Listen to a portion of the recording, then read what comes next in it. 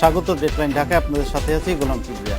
দুর্নীতি দমন ও প্রতিরোধে কাজ করছে দুর্নীতি দমন কমিশন। রাজনৈতিকভাবে প্রভাবশালী অনেকের বিরুদ্ধে নানা অভিযোগের পাহাড় দুদকের হাতে, অথচ অভিযুক্তদের অনেকেই ছাড়া পেয়ে যাচ্ছেন। বাকিদের তদন্তের কাজ চলছে ঢিমে তালে। দুর্নীতি দমনে দুদকের তৎপরতা ও দুর্নীতির স্বরূপ নিয়ে কথা হবে আজকের ডেডলাইন ঢাকায়। আজ আমাদের সাথে স্টুডিওতে আছেন ঢাকা বিশ্ববিদ্যালয়ের ইতিহাস বিভাগের অধ্যাপক ডক্টর সৈয়দ আনোয়ার হোসেন, আছেন ব্র্যাক ইউনিভার্সিটির আইজিএস এর উপদেষ্টা ব্যারিস্টার মঞ্জুর হাসান এবং সাংবাদিক ও গবেষক আফসান চৌধুরী। স্বাগত আপনাদের। আমাদের কাছে একটা তথ্য আছে, সেটা হচ্ছে চলতি বছরের প্রথম 8 মাসে দুদকের অভিযোগ থেকে মুক্তি পেয়েছে 1,500। 904টি দুর্নীতির অভিযোগের মধ্যে 870টিতে কোনো মামলা হয়নি। এটি কিসের আলামত? মানে এটা থেকে কি বোঝা যাচ্ছে আমাদের দুর্নীতি কমে যাচ্ছে? আমরা প্রাতিষ্ঠানিকভাবে একটা কাজ করেছি দুর্নীতি দমনের বিষয়। তো কাজটার উদ্দেশ্য হচ্ছে যে মানুষ যে বিশেষ করে ব্যারিস্টার মঞ্জুর যেই প্রতিষ্ঠানের সঙ্গে জড়িত, তারা কাজ করে, অন্যরাও কাজ করেন, জড়িত ছিলেন ট্রান্সপারেন্সি ইন্টারন্যাশনাল, আসলে দুর্নীতি দমন বিভাগ এবং দুর্নীতি দমন কমিশনের উপর এর কোনো প্রভাব পড়ে কিনা। তো আমাদের যে তথ্যটা এসছে, আমাদের দুর্নীতি দমন বিভাগের কাছ থেকে তথ্যটা এসছে, তাতে দেখা যাচ্ছে দুর্নীতি দমনের বিরুদ্ধে প্রচারের সঙ্গে দুর্নীতি দমনের কোনো সম্পর্ক নাই। এবং মোটামুটি আমরা যদি কনভিকশন, প্রচারণায় দুর্নীতি কমে না। দ্বিতীয়ত হচ্ছে যে দুর্নীতি দমন বস্তুতপক্ষে যেসব কারণে ঘটছে, সেই কারণগুলো দুর্নীতি দমন কমিশনের হাতে নেই।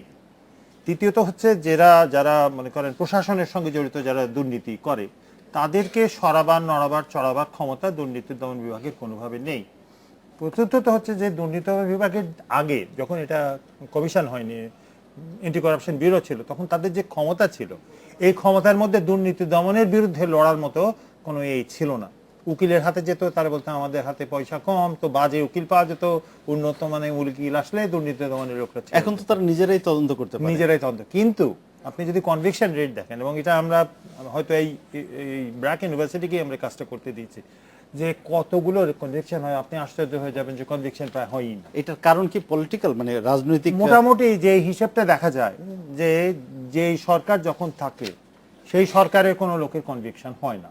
এখন হয়তো একটা অবস্থা এত খারাপ হয়ে গেছে যে এখন 2-1টা কনভিকশন হলেও হতে পারে, কিন্তু সামগ্রিকভাবে সরকারের অধীনে না থাকলে দুর্নীতি করাটাই কঠিন। কারণ দুর্নীতিটা হচ্ছে আপনি কি অবস্থায় কতটা ক্ষমতা ব্যবহার করতে পারলেন, কতটা সুযোগ নিতে পারলেন। এটা হলো ওপর তালার দুর্নীতি। মধ্যবিত্ত একটা দুর্নীতি আছে, যে মধ্যবিত্ত দুর্নীতি হচ্ছে ধরেন সরকারি কর্মচারী বা এরকম, বিশেষ করে যারা সুবিধা দেওয়ার ক্ষেত্রে আছে, সেটা পুলিশ হতে পারে, সেটা পানি দেওয়ার লোক হতে পারে, গ্যাসের লোক হয়, তারা দুর্নীতি করে খুব ছোট আকারে, বড় আকারে দুর্নীতি তারা করে না। কিন্তু যদি একসাথে একটা মানুষের জীবনে 20 বছর ধরে দুর্নীতি করে, তার অবস্থা কিন্তু অনেক ভালো হয়ে যায়, 4-5টা বাড়ি গাড়ির মালিক হয়ে যায়। একেবারে মাঠ পর্যায়ে একটা দুর্নীতি হয়, এবং দুর্নীতি আমি সেটা বলবো না, সেটাও মানে দুর্নীতি বলা উচিত। সেই দুর্নীতিটা ভিন্ন রকম, এবং সমাজ কিন্তু ওইটার জন্য একটা হিসাব টিসাব করে রাখে যে আচ্ছা এই দুর্নীতিটা হবে। এটার কি এমন কোনো ইম্প্যাক্ট আছে? ধরেন একজন মধ্যবিত্ত, তার কাছ থেকে দুর্নীতি করে যদি নানাভাবে টাকা নেওয়া হয়, সেটা কি তাকে ইনসিস্ট করে যে সে যেই প্রফেশন আছে সেখান থেকেও দুর্নীতি করে অর্থ উপার্জনের? কারণ এরকম একটা বোধ কি কাজ করে কিনা যে আমার তো দিতে হচ্ছে? যদি সরকারি কর্মচারীদের দেখেন, আমি ব্যবসায়ীদের কথা বলছি না, সেটা তো দুর্নীতি দমন বিভাগ ততটা দেখে না। তাদের মধ্যে এই ধারণা খুব পরিষ্কার যে আমি যখন একটা চাকরি পাচ্ছি, বেশিরভাগ, আমি বলবো বেশিরভাগ মানুষ, সবাই দুর্নীতিবাজ এটা তো কেউ কোনোদিন বলবে না, তাদের ধারণা, তাদের মধ্যে আমাদের মধ্যে যেটা ন্যায় অন্যায়, হালাল হারাম, এই বোধটা কাজ করে না। অর্থাৎ তারা দেখে যে দুর্নীতি করতে পারাটা হচ্ছে আমার অর্থ বানানোর সুযোগ, এই প্রশ্নটাই তার মাথায় আসে না। আমার মনে হয় এইটা হচ্ছে সবচেয়ে বড় সংকট, যে তার মধ্যে থেকে নৈতিকতার বোধটা চলে গেছে। কিন্তু নৈতিকতার বোধ গেছে, কারণ যে চাকরি সে করে, সে চাকরিতে সে যদি নৈতিক হয়ও, তাহলে টিকতে পারবে না। আমি কয়েকজনকে জানি যারা চাকরি ছেড়ে দিয়েছে। বলছে যে পুরো সিস্টেমটা, এবং সেই সিস্টেমকে নাড়া দেওয়ার ক্ষমতা দুর্নীতি দমন কমিশনের নাই। দুর্নীতি দমন কমিশন তারা বলে থাকে তাদের দুটো কাজ, দুর্নীতি প্রতিরোধ এবং দুর্নীতি দমন, দুটো কাজের কথা বলে, দুর্নীতি দমন আর পাশাপাশি দুর্নীতি প্রতিরোধ। আপনি কি মনে করেন যে এই দুটো কাজ দুদক ঠিকভাবে করতে পারছে? ধন্যবাদ। আমি প্রথমেই যেটা বলবো, যে আমরা যখন দুর্নীতি দমন কমিশন নিয়ে কথা বলি, আমাদের কিছু কনসেপ্ট আইডিয়াস কি আমরা নিয়ে আসছি বাইরের থেকে। যে আমরা হংকংয়ে দেখি, সিঙ্গাপুরে দেখি, বিভিন্ন জায়গায় দেখি ওনারা কিভাবে কাজগুলো করছেন। ওখানেও কিন্তু ওনাদের মেইন অ্যাক্টিভিটি হচ্ছে আপনি যেটা বললেন, একটা হচ্ছে আপনার প্রিভেন্ট করা, আরেকটা হচ্ছে প্রসিকিউট করা। আই মিন কেউ এটা দুর্নীতিকে কমানো যায় কিভাবে, হওয়ার আগে কিভাবে এটাকে আটকানো যায়, আর একবার হয়ে গেলে এটাকে কিভাবে প্রসিকিউট করা যায় যারা এটার সাথে ইনভলভ। কিন্তু আমি বলবো, আমি আফসান ভাই যেটা বললেন আমি পুরোপুরি একমত। আমি এটার সাথে আরেকটা জিনিস যেটা অ্যাড করব সেটা হচ্ছে যে আমরা যেভাবে দুর্নীতি দমন কমিশনকে যেভাবে আমরা তৈরি করেছি এবং এর আগে যেটা ছিল এখন যেটা আছে, আমি বলবো যে এটা basically is bound to fail. এটা এখানে যেটা আমি বলবো যে এখানে আর কি ওনাদের মানে there is lot of barking, হইচই করার একটা ক্ষমতা আছে, কিন্তু very little provision to bite, মানে কামড় দেওয়ার কিন্তু ওই ক্ষমতাটা নাই। এবং ওইটা কিন্তু ওইভাবেই তৈরি করা হয়েছে যে চিল্লাচিল্লি হবে, barking dog but not a biting dog. So I think that is something আমি প্রথমেই বলবো যে উই হ্যাভ টু রেকগনাইজ। সো ওইটা যদি আমরা বলি, এবং এখানে আমি বলবো যে শুধু খালি বাংলাদেশের দিকে তাকালে হবে না, এটা কিন্তু অন্য দেশেও কিন্তু এই জিনিসগুলো হয়েছে। ইন্ডিয়াতেও মোরলেস এটা হয়েছে, আপনার ব্রাজিল, থাইল্যান্ড, বিভিন্ন দেশে হয়েছে। মানে এই ইন্ডিয়ার উদাহরণ যদি দেন আপনি, তাহলে আমরা দেখব যে ইন্ডিয়াতে এরকম অনেক উদাহরণ আছে, ক্ষমতাসীন দলের নেতা কর্মী বা ইভেন মন্ত্রীদেরকেও শাস্তির আওতায় আনতে। আমাদের দেশে কিন্তু এরকম কোনো নজির আমরা এখন পর্যন্ত দেখিনি। সম্প্রতি দুর্নীতি দমন কমিশন কয়েকজন মন্ত্রীর বিরুদ্ধে অভিযোগ এনেছিল যারা এই সরকারের আগের টার্মে মন্ত্রী ছিলেন। আমরা আশান্বিত হয়েছিলাম, আমরা সেটা ফলো করেছি যে কি হয়, কিন্তু আমরা দেখতে পাচ্ছি যে একে একে তারা সব দায় মুক্তি পেয়ে যাচ্ছে। হ্যাঁ, এবং এইটাই আমি বলবো যে ওই আমি যে কথাটা আগে বললাম, বার্কিং নট বাইটিং। কিন্তু আরেকটা জিনিস আমি যেটা বলবো, আরেকটা জিনিস যেটা বলবো সেটা হচ্ছে যে আমাদের যে সোসাইটিটা যেভাবে আমাদের এখন তৈরি করেছে, আমাদের যে ভেস্টেড গ্রুপগুলো আছে, আপনার এই ভেস্টেড গ্রুপগুলো কিন্তু এই কমিশনকে কাজ করতে দিবে না। আই মিন এই ভেস্টেড গ্রুপগুলোকে ট্যাকেল করার মতো যে রিসোর্সেস দরকার, যে পাওয়ার দরকার, যে পলিটিক্যাল কমিটমেন্ট দরকার, সেগুলো কিন্তু মিসিং। সো আমি একদিক থেকে যদি আমি বলবো যে দুর্নীতি দমন কমিশনকে দোষ দেওয়াটা ঠিক হচ্ছে না, কারণ ওনাদের তো ওই ক্যাপাসিটি দেওয়া হয়নি in the first place. Capacity না দিয়ে ওনাদেরকে যদি আমরা বলি যে আপনাদের এই কাজগুলো করতে হবে, এটা তো একটু আনফেয়ার হয়ে যায়। সৈয়দ আনোয়ার হোসেনের কাছে যাই, আমি যদি মঞ্জুর হাসানের কথার প্রসঙ্গে আপনার কাছে আসি, যদি আমরা এর জন্য দুর্নীতি দমন কমিশনকে দায়ী না করতে পারি, তাহলে কাকে দায়ী করব? কে দায়ী হবে? বিপদে পড়ছে। মানে we have to find out a scapegoat. তো আমি কারো না কারো তো দায় থাকেই দুর্নীতির সে পেছনে। বটে। কথা মঞ্জুর হাসানের কথার মধ্যে অধিকাংশই সত্য এবং বাস্তবতা নিহিত আছে। অধিকাংশ, তবে সবগুলো না। সম্পূর্ণ না আর কি, সমস্যাটা সেখানে।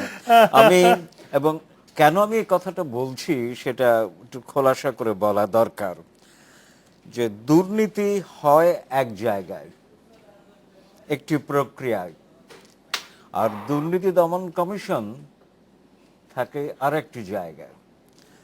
তাদের উপরে দায়িত্ব চাপানো হয়েছে দুর্নীতি সংক্রান্ত বিষয়াবলী দেখভাল করবার। আমি যদি বাস্তবে বলি, দুর্নীতি প্রতিরোধ করাও তারা কাজ করতে পারবে না, দমনের কাজও তারা করতে পারবে না। এবং যদি তাই হতো, কদিন আগে কাগজে দেখলাম যে প্রশ্নপত্র জালিয়াতির দায় দুদকের একজন কর্মকর্তা ফেঁসে গেছে। আর আরেকটা তথ্য দিয়ে রাখি, এখন দুদকের 9 জন কর্মকর্তার বিরুদ্ধে কিন্তু তারাই তদন্ত করছে মুক্তিযোদ্ধা সনদ দিয়ে। এখন ব্যাপারটা হচ্ছে, দেখুন আমি একটু গভীরে যেতে চাচ্ছিলাম। দুর্নীতি কিন্তু আজকের সমস্যা নয়, দুর্নীতি সবসময় ছিল, সব সভ্যতাই ছিল। এই উপমহাদেশে খ্রিস্টপূর্ব 4 শতকে যখন চাণক্য কৌটিল্য অর্থশাস্ত্র লিখলেন, তার মধ্যে 41 ধরনের প্রশাসনিক দুর্নীতির কথা বলা আছে। এবং কথা শরীর সাগর নামে সংস্কৃত একটি উৎস আছে, তার মধ্যেও দুর্নীতির কথা বলা আছে। সব সভ্যতার মধ্যে দুর্নীতি আছে। এমনকি প্রাচীন গ্রিসে এবং রোমে বিচারকরা বিদেশিদের কাছে থেকে ঘুষ নিয়ে গ্রিস বা রোমের নাগরিকত্ব দিয়ে দিতেন, যে গ্রিসের সভ্যতা ক্লাসিক্যাল সভ্যতা, ধ্রুপদী সভ্যতা, গোটা ইউরোপ পশ্চিম জগৎ গ্রিসের কাছে ঋণী, রোমের কাছে ঋণী, আমরাও ঋণী নানানভাবে, কিন্তু সেখানেও ছিল দুর্নীতি। এখন কথা হচ্ছে দুর্নীতি সংজ্ঞার মধ্যে একটু সমস্যা আছে, আমি নিজে যেটা ভাবি। আমি এতক্ষণ যা শুনলাম বা আপনি যেভাবে উপস্থাপন করলেন, তাতে মনে হচ্ছে যে আর্থিক সংশ্লেষ যেখানে আছে এবং সেখানে ব্যত্যয় বিচ্যুতি ঘটলে সেটা দুর্নীতি। দুঃখিত, সেটাই শুধু দুর্নীতি না, ওটা দুর্নীতি। ক্ষমতার অপব্যবহারও দুর্নীতি না। ক্ষমতার অপব্যবহার। এবং আমি গত বছর দুদকে একটা বক্তৃতা করেছিলাম, সেখানে আমি একটা সংজ্ঞা দিয়েছিলাম দুর্নীতির। সে সংজ্ঞাটা হচ্ছে যে যে কাজ করতে গিয়ে আমরা নীতিকে বলি দূর হও নীতি, তাই দুর্নীতি। দূর হও নীতি, যে কোনো নীতি, তাহলে কি যে কোনো ধরনের অনৈতিক কাজই দুর্নীতি? অনৈতিক কাজে। যেমন ধরুন, আমি বিশ্ববিদ্যালয়ে শিক্ষকতা করি, এখন প্রায় শেষ হয়ে গেছে, প্রায় শেষ, কারণ 1 জুলাই অবসর নিয়েছি, এখন সুপার নিউমারি আর কি। তো সেখানে আফসান চৌধুরী বা মঞ্জুর হাসান ভালো করে জানবেন, একজন শিক্ষকের অধ্যাপক হবার যোগ্যতা নাই। তিনি যদি অধ্যাপক হন, সেটা অবশ্যই দুর্নীতি। তার মধ্যেও আর্থিক সংশ্লেষ আছে, কারণ তিনি সহযোগী অধ্যাপক থেকে অধ্যাপক হলেন যোগ্যতা ছাড়াই, সেখানে তো বাড়তি বেতন ভাতা পাবেন, তো সেটাও তো দুর্নীতি। কিন্তু সেই দুর্নীতি তদন্ত করবার অধিকার কি দুদকের আছে? নাই। কিন্তু বাংলাদেশের প্রতিটি পাবলিক বিশ্ববিদ্যালয়, এটা আমার ওপেন চ্যালেঞ্জ, প্রতিটি পাবলিক বিশ্ববিদ্যালয়ে অর্ধেকের বেশি অধ্যাপকের প্রয়োজনীয় যোগ্যতা নেই। এটা দুর্নীতি কে দেখবে? অবশ্যই। তা এখন আমরা একটা বিরতি নিয়ে আরো আচ্ছা। আরো এই বিষয়ে আলোচনা করব। নিচ্ছে একটা বিরতি, সাথেই থাকুন।